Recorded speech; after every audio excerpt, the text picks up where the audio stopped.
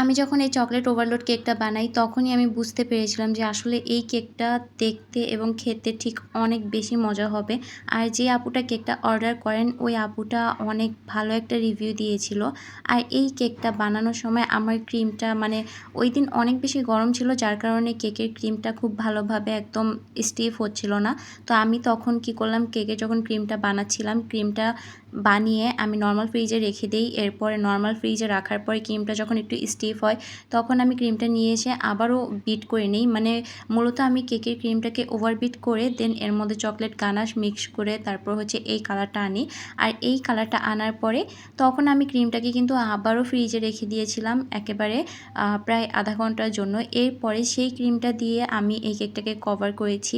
আর cover করার পরে কেকটার উপরে একদম র চকলেট দিয়ে একটুখানি ক্রিমকে ডার্ক কালার করা হয়েছিল, ওইটা দিয়ে কালারটা সাইড থেকে এনেছি।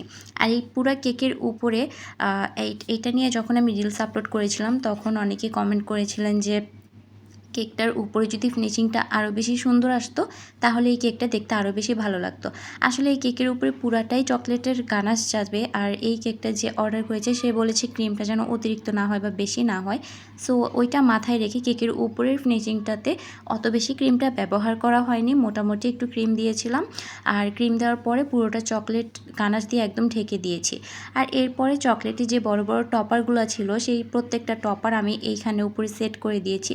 বাই দ্য ওয়ে এইখানে যে কয়টা টপার আমি ইউজ করেছি একটা টপারও আমি মোল্ড ব্যবহার করিনি, জাস্ট এই যে এই স্কোয়ার শেপের টপারটা আমি মোল্ড ইউজ করেছি। আর পাতা বল দেন হচ্ছে লম্বা যে টপারটা ইউজ করেছি, কোনো টপারে আমি কিন্তু কোনো রকমের মোল্ড ইউজ করি নেই। আর যদি আপনারা টিউটোরিয়াল ভিডিও চান তাহলে কমেন্ট করতে পারেন, ইনশাল্লাহ আপলোড করে দিব। বাই দ্য ওয়ে এই পাতার যে টপারগুলো এগুলো দেওয়ার পরে কেকটা এত বেশি রাজকীয় লাগতেছিল, যারা চকলেট লাভার আছেন তারা কিন্তু এই কেকটা একদম নির্দ্বিধায় অর্ডার করে ফেলতে পারেন। এই কেকটা প্রচণ্ড মজা হবে ভাই, আপনি এটা খেলে মানে আপনি চকলেটের প্রতি আপনার ভালোবাসা আরও দ্বিগুণ হয়ে যাবে। এই কেকটা এত পরিমাণে মজা হবে।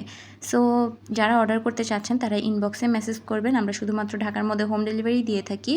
আর আপনি চাইলে কেকটা মিরপুর 1 থেকে এসে রিসিভ করতে পারেন, সেই ক্ষেত্রে কোনো রকমের কোনো ডেলিভারি চার্জ অ্যাড হবে না, শুধুমাত্র কেকের যে প্রাইসটা সেইটাই রাখা হবে। আর অবশ্যই আপনারা কাস্টমাইজ ডিজাইন নিতে পারেন। নর্মালি কেকের পাউন্ড আমরা একটা প্রাইস ধরি, আর এই তো ঠিক যেমন এই কেকটা, এইটা কিন্তু 2 পাউন্ডের একটা কেক, এইটার কাস্টমাইজ চার্জ আলাদা, কারণ এইখানে প্রায় অনেকগুলো চকলেট ইউজ করা হয়েছে, ফন্ডেন্ট ইউজ করা হয়েছে। সো এইটার কাস্টমাইজ চার্জ আছে, এরকম কেকগুলোই চার্জ অ্যাড হবে। থ্যাংক ইউ, আল্লাহ হাফিজ।